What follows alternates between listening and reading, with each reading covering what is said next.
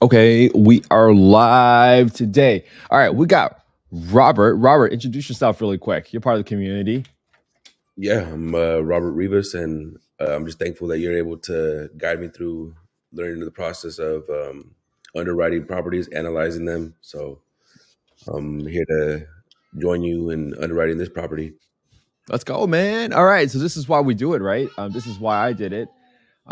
Every single day I underwrite a deal so that you guys can learn. Hopefully, I brought Robert on today since I met him at a conference. He's part of our affordable housing and real estate investing community, and I thought it'd be cool to do something together with our community members. And you can ask them questions along the way. Just stop me whenever you have any questions, because sometimes I know I go a little fast. So Robert, you found this property. We just randomly searching for properties, and that's how you stumbled upon this one? Yeah. Okay. Exactly. Okay, so you stumbled upon this property. Let's take a quick look at it. So 3860 Avance Ferry Road, Sanford, North Carolina. Let's see, where is this thing? This thing is really, really suburban. It looks like it's in between Fayetteville and Raleigh. Okay. So every single time we get one of these deals, we're looking for the county because we want to look up the HUD FMR first. So this is in Lee County, all right? So when you Google HUD FMR, whoops, HUD FMR, not grants. I'm going to pull this right up. For this property, if you actually try to click on FY 2024 Smart FMRs, you're actually not going to come up with the rent by zip code by bedroom count, because this is probably too rural. As you can see here, there is no Lee County. So what you have to do is actually go back up and look at the county level. And when you go back, you just kind of click here for FY 2024 FMRs instead of clicking on the access to small area FMR if you ever run into these situations. Okay. I don't run into these situations that often unless it's a property in a really, really rural area. So North Carolina, and then I have Lee County.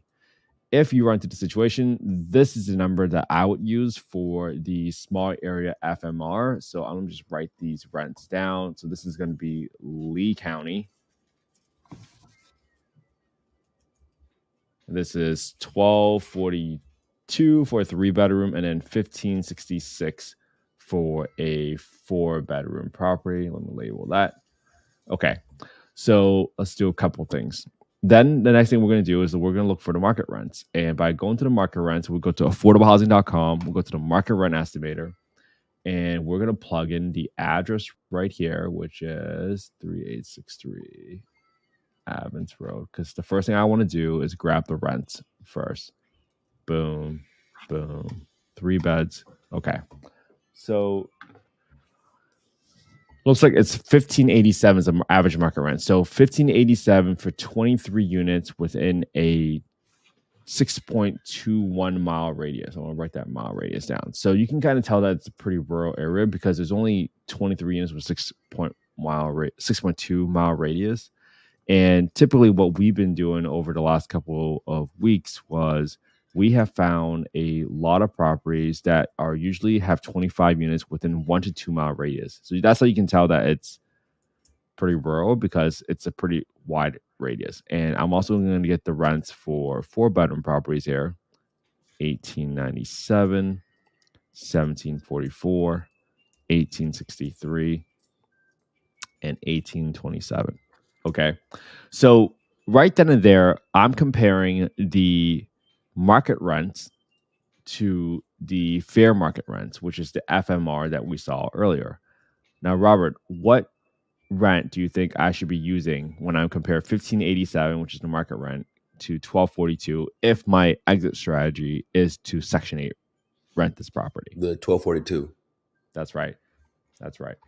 So that's a way we go about it. We compare the market rent against the fair market rents, and if the fair market rents is lower than the market rents, then I feel pretty good that I will be able to get to 1242. So I'm going to come in here and plug in 1242 for now. That's what I'll do for now, and we can talk about different scenarios later. Okay. Cool. Now, the next thing I want to do is, now that I got the rents, is I want to look at quickly the street view to see, oh, there's no street view because it's too rural. Fine. Then the next thing I want to do is look at the the crime score here on tophap.com. So on tophap, I'm coming in down here. I can just plug in the address. And if you click on the neighborhood section right here, this is where you're able to find the crime score. Now, on average, the national average score right now is 100. I live in an area that's about like a 90 or 100. So this is kind of what I expected. If it's really, really rural, you don't typically see a ton of crime out there because there's not that many people there. But always it's based off per capita and population. So that could be a reason why it might be a little higher. Maybe there's just nobody there and you never know. So I feel okay about this area just to get a general gauge of the property. The next thing I want to do is look at the property. Now, this property is 2,900 square feet. That's a really, really big home, in my opinion, to be honest with you. So that's why I decided to grab the rents for a 4-bedroom property because I thought, hey, if it's 3,000 square feet, chances are there should be some room to add an additional bedroom in this property if it permits. But you can kind of see it's a little rundown. There's a lot of trash in front of the house. This is looks like a living room. This looks like a bigger living room. I might think that this is a bedroom by itself. You can convert this bedroom, but I can't really get a good view of it. Pretty big. So that's maybe it's this room right here. That's why. Kitchen's all right. You probably repaint the cabinets. They got the washer and drawer right there in the kitchen too. Interesting layout. 1, 2 bedrooms. They didn't show me an additional bedroom, so that's really weird. So usually when I see that, I usually assume that they're trying to hide something. Like usually it's like a really, really messy room or something like that. So that's where I just try to be a little cautious. Okay, so let's go in and plug in some numbers, all right? So $250,000 is the asking price currently. Let's go to the rehab calculator. Typically for every single property, I try to always assume that something's wrong with the roof. There might be a really small leak, but $1,500, like that's usually what my repair cost has been for both my properties in Scottsdale. I don't know if this is the right assumption, but I'm simply basing it off my own experience. Now, while I'm renovating the property and trying to clean it up, I'm going to assume that there's at least $500 of cleanup in the yard. You saw how much junk was in front of the yard, so I think $500 is definitely suited for something like this. Interior painting, I'm going to assume I have to repaint the entire home. 2918, and that's about $3 a square foot to paint the place. Now for flooring, let me just remind myself. Let's see how the flooring actually looks fine, to be honest with you. There is no carpet in here, so I don't need new flooring, but maybe we want to refinish like a third of it because it looks like a little busted out. So I might just do equals 2918 divided by 3. I'm gonna assume about a third of the home needs some refinishing on the hardwood floors. I don't know, but I like to be a little bit more conservative in the beginning. Oh, this is 973. I'm sorry. And sand and refinish, not replace the entire floor. And as I go down here, I probably need a new. I'm not sure if we need to actually put in our own washer and dryers in a home like Section 8. So sometimes it's very county specific or county dependent. So I'm not going to leave that there. I'm assuming I'm going to repaint the cabinets because they look a little tired. I'm not touching anything else. Were there any bathroom photos? Let's see. All right, so there are no bathroom photos. So I'm going to assume that I'd remodel at least one bathroom because I don't know why they're hiding. I also don't know why you would put up a listing and not list any bathrooms, to be quite honest with you. So something sketch there. Or the realtor is just not the best at what they do.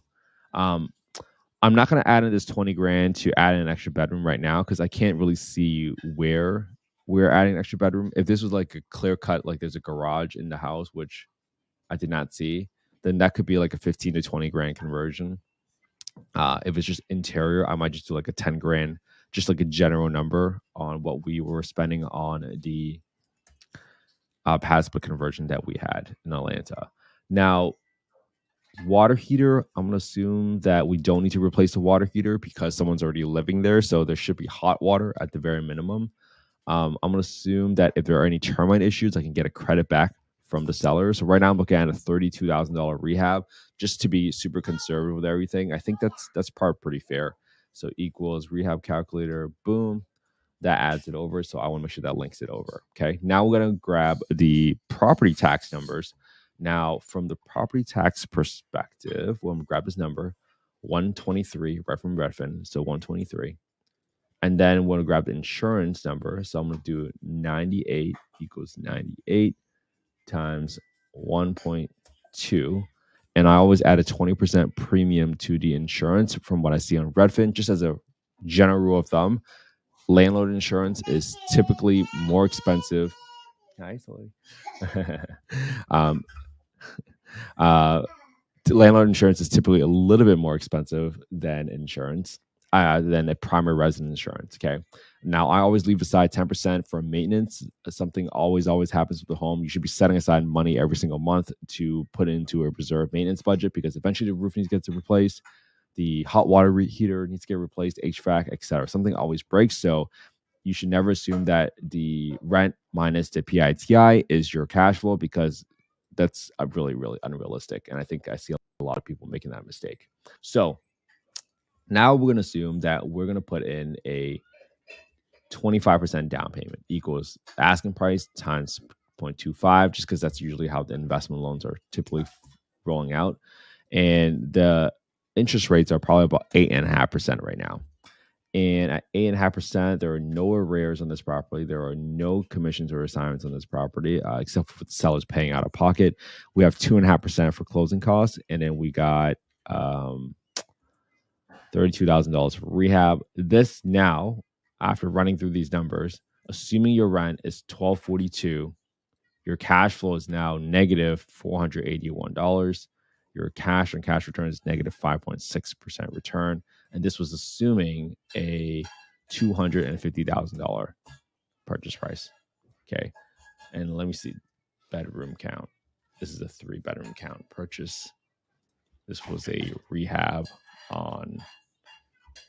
I'm gonna do some, since I have you on this live stream today, Robert. We're gonna go deep. We're gonna go through some scenarios together. This way, you can feel like you feel really good about a conventional purchase, and also you can feel really good about a creative purchase. So 32,575. 32,575. Okay. So what is your return criteria, Robert? How much money do you want to make cash on cash return? Do you have a number in mind? Yeah, 16% is good. 16? Okay. Yeah. All right. So let's mess with the numbers. What if I bought this home for $100,000? Oh, it still doesn't work because the thing is so cheap. Hold on. Equals 1 second. 1 minus this. There we go. And this is why I got to do it, because you gotta your mortgage is on the prior number. So let me make sure I didn't make a mistake earlier. So before it was $250,000. Sometimes I got to check the formulas. At $250,000, this was actually a negative $700 cash flow. That was my mistake, because I didn't update the formula over there. So minus 8.2%. Okay. That's the real cash on cash return if I had done that at 8.5%. So at $100,000, this is a 3% return. This is what a trash deal. All right. So you got to buy this home for $30,000, which is unrealistic, right? But if you kept everything the same thing, that's what it causes. Because guess what? Your rent is so low for this area at $1,242, and it just didn't make sense because, well, technically you should lower your property taxes a little bit more, but you're talking about like dollars here. So it's not a good deal at all. Right. Now, let's see what would happen if we did a 32,575. Okay. So now I want to say, hey, what if I can get this property into a 4-bedroom property, right? But let's always assume that it should cost at least another $10,000 to add an extra bedroom to frame it and everything. So if I turn this into $10,000 for rehab, so now my rehab is $42,000, but my rent goes up to $1,566, right? Because now I'm turning to a 4-bedroom. I should be able to charge more rent, right? Right. Now all of a sudden I might be willing to spend $45,000, like about $45,000 for this property.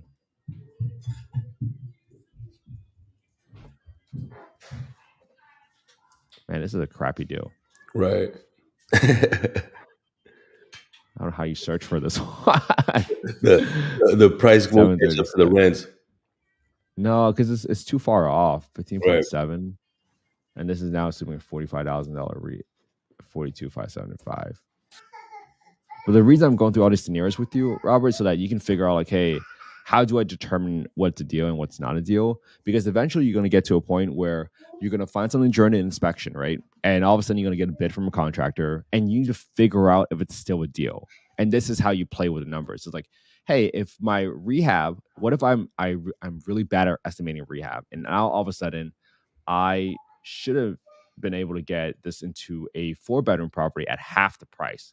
If I divide this by 2, now all of a sudden, if my rehab is 21 grand, I should be willing to pay $75,000 for this rehab because it's 15.7%. See Right. what I just did there?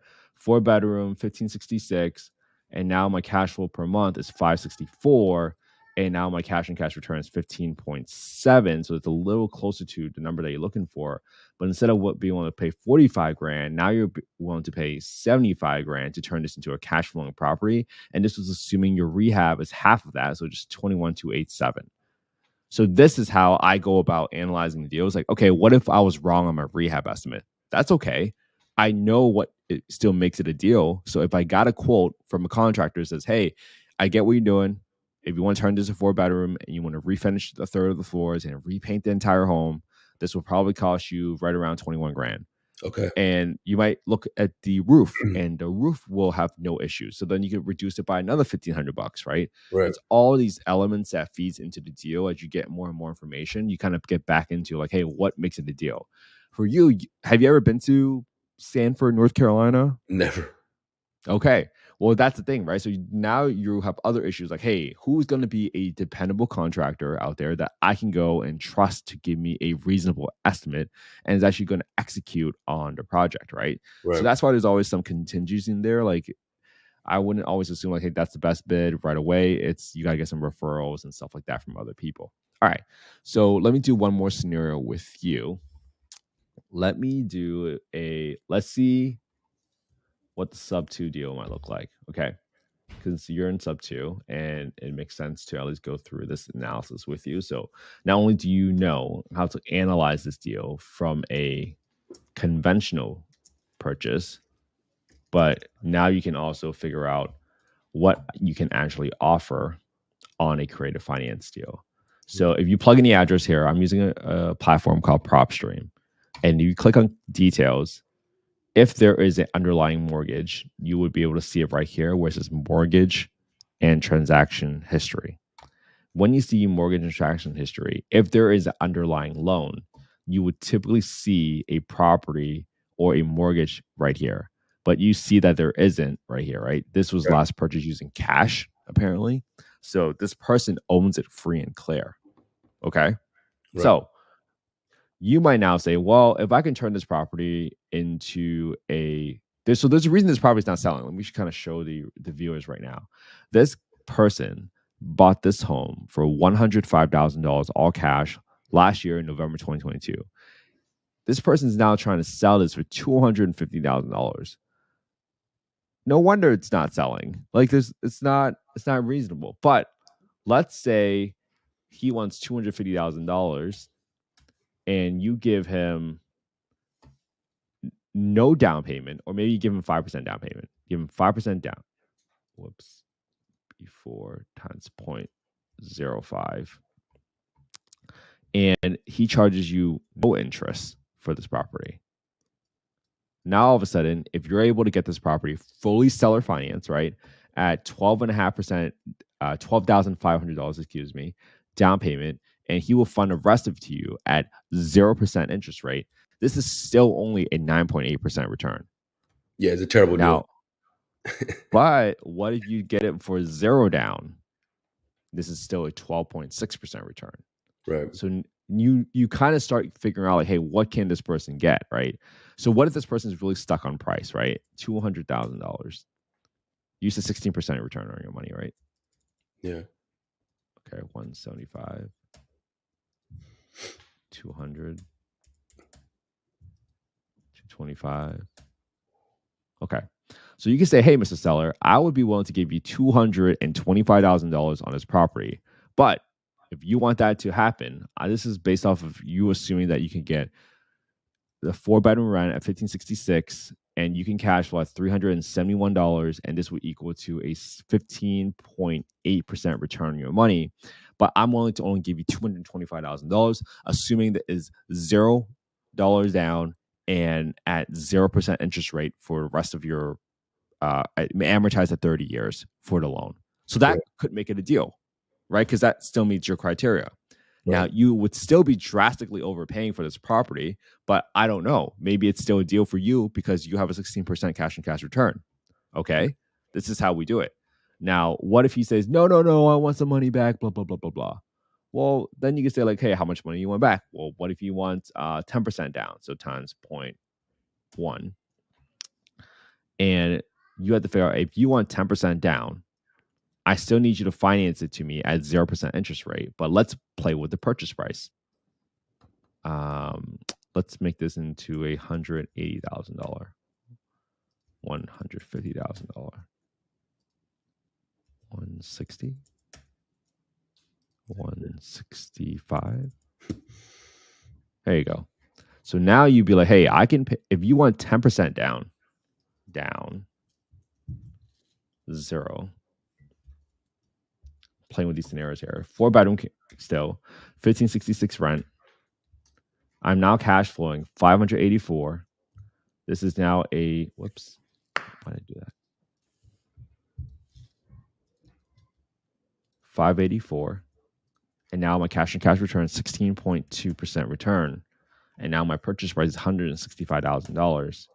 My rehab is still $21,287, but now I'm paying him $16,500 down. See how that worked, Robert? Yeah, definitely.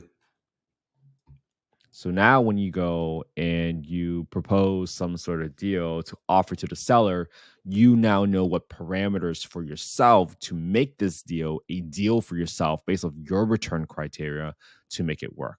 Now, obviously, if the rehab goes up and down, you can adjust the purchase price.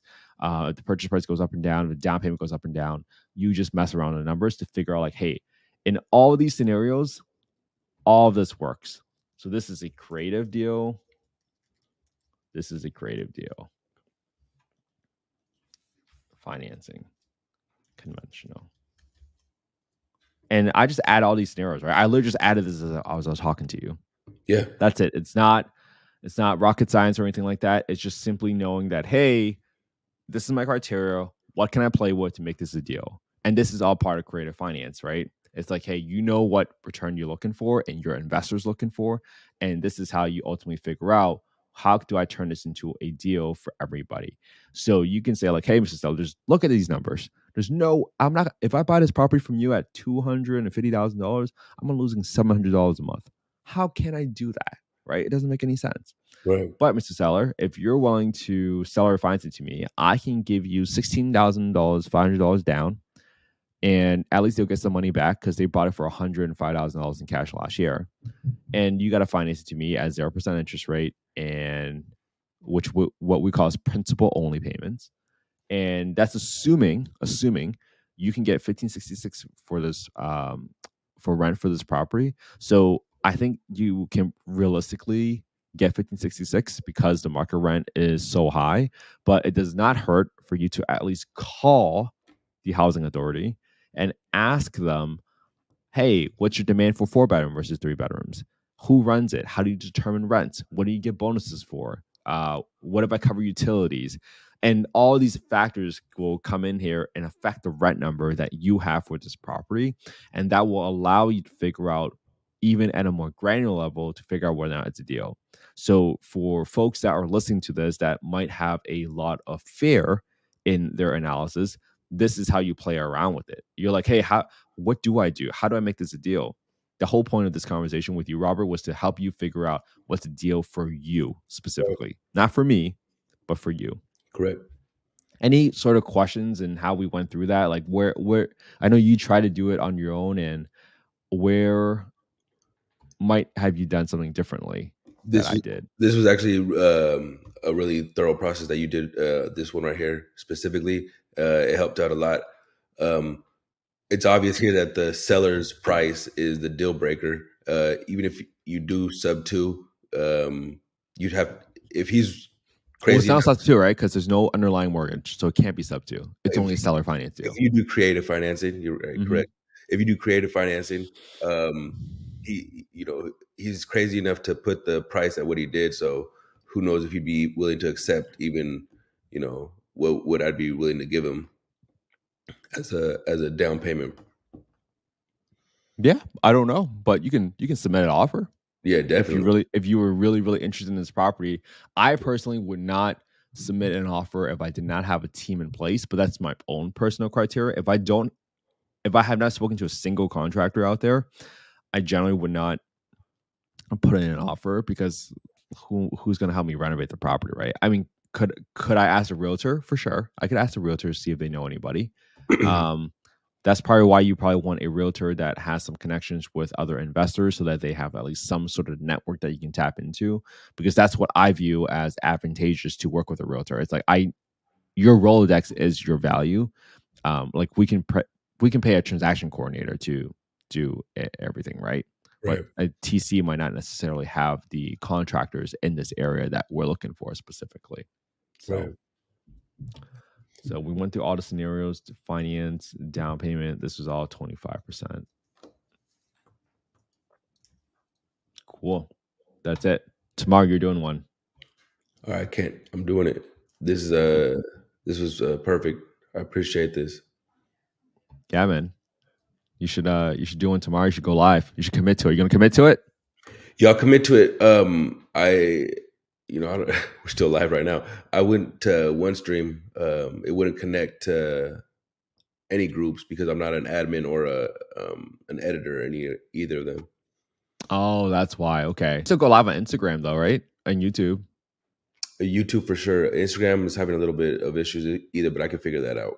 Yeah, figure that one out. It just looks weird on Instagram whenever I stream because essentially when I stream on Instagram, it only shows like this much on my screen. No, Yeah, not even like this much on my screen because of it's vertical, right? So right. that's why you see me You know, keep moving my thing so that people can see what am I doing on the screen, because sometimes people can't see the full screen on Instagram. So I try to tell people to go to YouTube, to be honest with you. And that's really where if you're trying to get educated on underwriting, YouTube is probably the best way to look at the full screen and see the whole thing. All right. All right, man. So you're committing to going live every Yeah, single day until Thanksgiving, right? That's what yeah, you're going. that's That's what you're great. doing. Yeah, for sure. Here we go, baby. I love it. For No, sure. I love it. I'm so glad I was able to help you out, man. For folks that are listening right now, please make sure you subscribe to our podcast. It's called Affordable Housing and Real Estate Investing. It's on Spotify. I just launched it on Spotify like a couple days ago. So I would really appreciate it if you guys are able to leave a 5-star review. We've had some haters on there that has left some hate reviews just because they might not be familiar with affordable housing and the stigma associated with it. And this is Pursuing Passions. The YouTube handle is youtube.com/@Kent_HE. Let me type that in for you. And if any of you guys want the spreadsheet, please feel free to DM me on Instagram with your email. I'd be happy to send a spreadsheet with you guys. The spreadsheet I've been able to leverage from a few other folks that have shared their spreadsheets with me. I just kind of went in there and edited all the items to fit our own needs and fit what rehabs I have done in the past for our properties in Scottsdale and Alabama. So you guys can find my YouTube handle at Kent_HE. Robert, what's your YouTube handle? Do you make one yet? Yeah, it is. It is. I think it's just Rob Rivas. To be honest, I'd have to check this. Okay. ROBRIVAS. I believe so. All right, cool, man. Yeah, Well, for people yeah, that want to watch Robert underwrite some deals together, let's struggle through it together, guys. That's the whole point. I'm not claiming to be an expert at underwriting. I'm simply showing you guys what I'm doing on a daily basis. I do not put myself out there to be an expert. I love affordable housing, and this is just me documenting my journey every single day, doing the work. This is the non-sexy part of real estate. I don't have a Lamborghini. I do not have a Ferrari, but I don't want Lamborghinis and Ferraris. I just want to put a family into a beautiful home, and that's it. And I want to help you guys underwrite a deal every single day, because I think it's really hard to get into real estate if you don't know what a deal looks like, even if one came across the table and smacked you in the face. So this is why I do it. And I recognize there's a lot of people that needs help like this. And pursuing passions underscore 108. Thank you so much for joining the live today. I really appreciate you. Robert appreciates you, because I think it's kind of cool to know that you have a community and you guys are struggling through it together, and we're just analyzing deals together, man. I love it. For sure. Let me stop sharing my screen. Robert, any other questions that you had for today? No, I think you handled everything. You went through every. That was my biggest thing about the calculator, just going through every you know calculation. But you went through everything and showed me exactly what you were doing. So I like that. I appreciate it. Helped out a lot. Amazing. Yeah. Amazing. Come Well, that's why I want to spend a little bit more on. time with you. Yeah. Yeah. And that's why I want to spend more time with you, because I know that it's hard to, how would I say it? It's hard to figure out what all the scenarios are, because sometimes I go really fast and I was like, hey, this is a convention deal, so I'm just going to analyze this. So today we went through conventional, we went through adjusting the purchase price, and we went through creative. So if I find another substitute deal, then we can go through that strategy at that point in time too, whenever we have it. So, all right, thanks, Robert, man. I'll be looking forward to seeing you go live, dude. Thank you, Ken. Yeah, I appreciate it. Tomorrow. Yeah, buddy. All right, I'll talk to you later, man. Have All a right. good one. Thank you. You too.